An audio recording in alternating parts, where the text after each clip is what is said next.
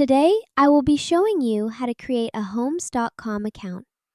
First, go to the upper right corner of the page and click the hamburger menu, which is the icon with 3 horizontal lines next to the Advertise button. From the drop-down menu, click Register.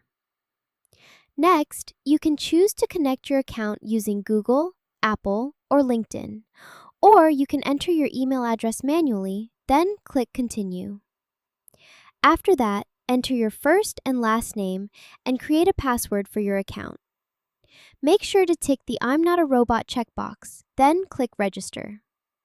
Once you're registered, you'll be asked to confirm your account. Open your email and look for the confirmation message from Homes.com. Inside the email, click the Verify Email button. You will then be redirected back to Homes.com and automatically logged in to your new account. And that is how you create a Homes.com account. Thank you for watching.